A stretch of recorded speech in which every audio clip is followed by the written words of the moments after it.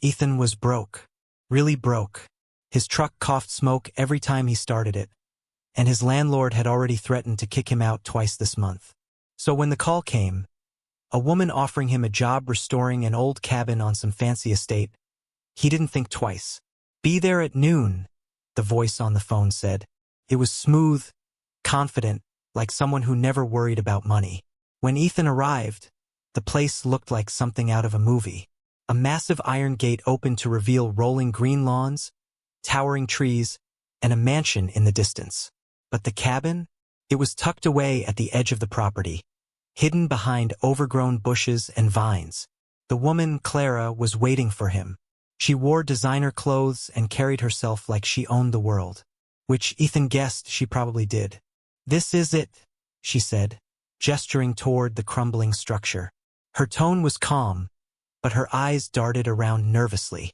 Ethan frowned. "Why me?" She hesitated, then forced a smile. "You come highly recommended." But as Ethan stepped inside, something felt off. The air smelled stale, and dust coated every surface.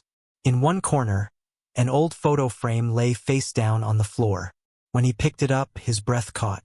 It was him, and Daniel, his childhood best friend, the one he hadn't seen or heard from in over a decade. Before he could ask about it, Clara snatched the frame from his hands. "Don't touch that," she snapped, her voice sharp. Ethan stared at her, confused. Who was this woman? And why did she hire him to fix a cabin filled with ghosts from his past? Ethan didn't have time to dwell on the weirdness. He needed this job badly. Back home, his daughter Lily sat at their tiny kitchen table, coloring in a worn-out notebook. At 8 years old, she was too young to understand why they couldn't afford new clothes or why her dad worked late every night. All she knew was that he always came back with a tired smile and a story to tell. "Daddy, what are you fixing today?" she asked as Ethan grabbed his toolbox. "A cabin," he replied, trying to sound casual. "It's really old." "Like a fairy tale cabin?" He chuckled. "Something like that." But there was nothing magical about it. The roof leaked, the floorboards creaked, and the whole place smelled like damp wood. Every hammer strike echoed through the empty space, making him feel lonelier than ever. Still, Ethan pushed forward. That's what he did, kept moving no matter how hard things got. Losing Daniel had taught him that life doesn't wait for anyone. After high school, they drifted apart. Ethan blamed himself for not reaching out more. Maybe if he had, Daniel would still be around. One afternoon, as Ethan tore down a rotting wall, something fell out. A bundle of letters tied with a ribbon. Curious, he opened one. The handwriting was neat but unfamiliar. "Dear Clara," it began. "I can't wait to spend our lives together in the cabin." "Clara?" Ethan froze. Was this the same Clara who hired him? Before he could read further, footsteps startled him. Clara stood in the doorway, her face pale. "What are you doing?" she demanded, snatching the letters from his hands. "I found them," Ethan said defensively. "Who wrote these?"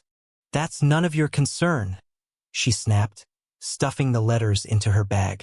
Her reaction only made Ethan more suspicious. Why was she so protective of this place? And why did it feel like every corner of the cabin held another secret? The letters weren't the only thing Ethan found. Over the next few days, the cabin seemed determined to spill its secrets. While fixing a broken window, he discovered a box hidden beneath the floorboards. Inside were old photographs, snapshots of two boys laughing by a lake, fishing rods in hand. One of them was clearly him, the other, Daniel. But there was more. A faded wedding photo showed Daniel standing beside Clara. Ethan's stomach churned. So Daniel and Clara had been married. But why hadn't she mentioned that? And why did she act like the cabin was just some random project? He confronted her the next day. "You knew Daniel," he said flatly, holding up the wedding photo. Clara froze, her hands gripping the edge of the workbench. For a moment, she looked like she might bolt. Then she sighed, defeated. "Yes," she admitted quietly. "He was my husband." Ethan stared at her, his mind racing. "And you didn't think to tell me?" "It's complicated," she said, avoiding his gaze. "Try me." Clara hesitated, then gestured for him to sit. Daniel and I bought this cabin years ago. It was our escape from the world. But her voice cracked. After the accident, I couldn't bear to come here anymore. I left everything exactly as it was. Until now. Why now? Ethan pressed. I thought restoring it might help me heal, she admitted. And when I saw your name on the contractor list, I thought, maybe it could help you too. Ethan frowned. What do you mean? You and Daniel were close once, Clara said softly. I hoped working here would bring back good memories. For both of us. Her words hit hard. Memories flooded back. Camping trips, late-night talks, dreams they'd shared as kids.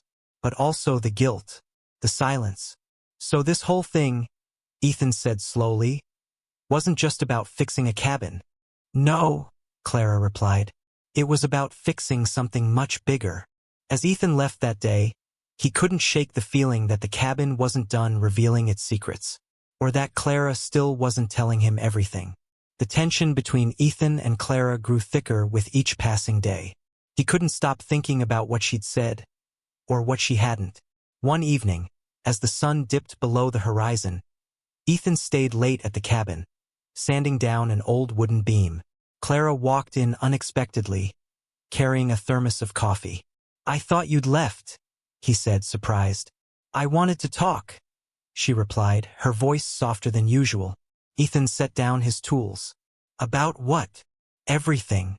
She took a deep breath, then began. Daniel and I met in college. He was amazing, kind, funny, full of life. We fell in love quickly and bought this cabin as our little getaway. It was perfect, just us, away from the chaos of my family's business. Her eyes glistened with unshed tears. Then came the accident. A drunk driver hit us on the way back from here. Daniel didn't make it. Ethan felt like someone had punched him in the gut. He'd known Daniel was gone, but hearing the details made it real again. I shut everyone out after that, Clara continued. Even his friends, including you. I couldn't face anyone who reminded me of him. But lately, I've realized running isn't helping. I needed to confront the pain, not hide from it. She looked at him, her gaze steady. That's why I hired you, Ethan. Not just because you're good at your job, but because you were part of Daniel's life. Part of mine too, once upon a time. Ethan sat there, stunned. All these years, he'd blamed himself for losing touch with Daniel. Now he realized Clara had been carrying her own guilt and loneliness all along. I'm sorry, he said quietly, for not being there, for letting so much time pass without reaching out. Clara shook her head. We both made mistakes, but maybe we can fix them now. Together. They talked for hours that night, sharing stories about Daniel, their favorite memories, the things they missed most. By the end, they were both crying, but it felt cathartic, like a weight had lifted. For the first time in years, Ethan didn't feel alone, and neither did Clara. The next morning, something shifted between Ethan and Clara. The awkwardness was gone, replaced by an unspoken understanding. They were in this together. Ethan threw himself into the restoration with renewed energy.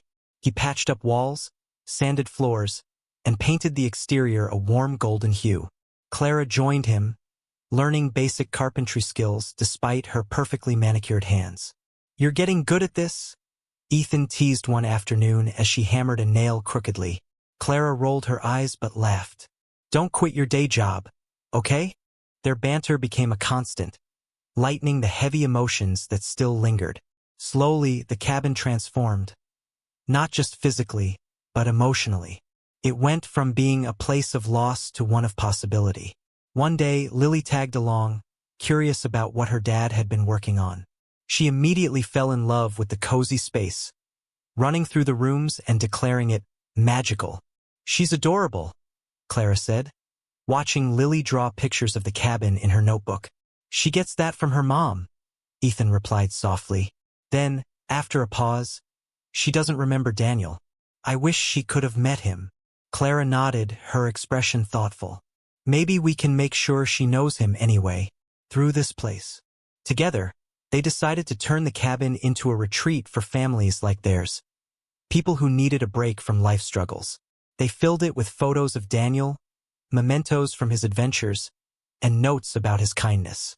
"This isn't just a cabin anymore," Ethan said one evening as they stood back to admire their work. "It's a tribute to Daniel, to everything he stood for." Clara smiled, tears glistening in her eyes. "And to us, for finding our way back to each other." For the first time in years, both felt a sense of peace. The pain of losing Daniel would never fully disappear, but now it was accompanied by gratitude for the memories, the lessons, and the bond they'd rebuilt. The cabin opened its doors on a crisp autumn morning. Families arrived, some with tired eyes, others with nervous smiles, but all left with lighter hearts. Ethan watched from the porch as kids played tag in the yard, their laughter echoing through the trees. Clara stood beside him, holding Lily's hand. The little girl beamed, proud of the role she'd played in decorating the space. "This is perfect," Clara said softly, her gaze sweeping over the scene. "Exactly what Daniel would have wanted." Ethan nodded, feeling a lump rise in his throat. For so long, he'd carried guilt over losing touch with Daniel. Now, seeing the happiness this place brought, he finally felt at peace. Clara turned to him, her smile warm. "Thank you, Ethan, for everything." "Me? You're the one who made this happen," he replied. "We did it together," she corrected. As weeks passed, the cabin became more than just a retreat. It was a symbol of resilience and connection. People shared stories, formed friendships, and found strength in each other's company. For Ethan, life improved too. With Clara's help, he secured steady work restoring other properties on her family's estate. He even started mentoring local teens interested in carpentry, passing on skills Daniel had once taught him. Lily blossomed under Clara's influence, gaining a maternal figure she'd never had before. And Clara, in turn, rediscovered a part of herself she thought she'd lost forever, her ability to love and trust again. One evening, as they sat by the fire inside the cabin, Ethan looked around at the cozy space filled with warmth and memories. "You know," he said, "I used to think this place was haunted by sadness, by guilt. And now?" Clara asked. "Now I think it's full of hope," he replied. "For all of us." Clara smiled, leaning back in her chair. Outside, the stars twinkled brightly, a reminder that even in darkness, light could shine through. Years later, the cabin stood as a beacon of hope for everyone who visited. Its walls were adorned with photos, not just of Daniel, but of the families who had found solace within its embrace. Ethan often brought Lily back to help host events or simply enjoy the tranquility. Now a teenager, she'd grown into a compassionate young woman, inspired by her dad's dedication to helping others. Clara remained a constant presence too, though her role had shifted from grieving widow to mentor and friend. She often joked that the cabin had saved her as much as it had saved anyone else. One sunny afternoon, Ethan stood on the porch, watching a group of children play in the yard. Clara joined him, holding 2 cups of coffee. "Remember when we first started this?" she asked, nodding toward the lively scene. "How could I forget?" Ethan replied with a grin. "You nearly took my hand off with that hammer." They both laughed, the sound mingling with the cheerful chatter around them. As they sipped their coffee, Ethan glanced at the photo of Daniel hanging inside the doorway. "He'd be proud of us," he said quietly. Clara nodded, her eyes misty but smiling. "He is." In that moment, Ethan realized something profound. The past couldn't be changed, but it could shape the future, in ways more beautiful than anyone imagined. And so, the cabin continued to stand, a testament to love, friendship, and the power of second chances.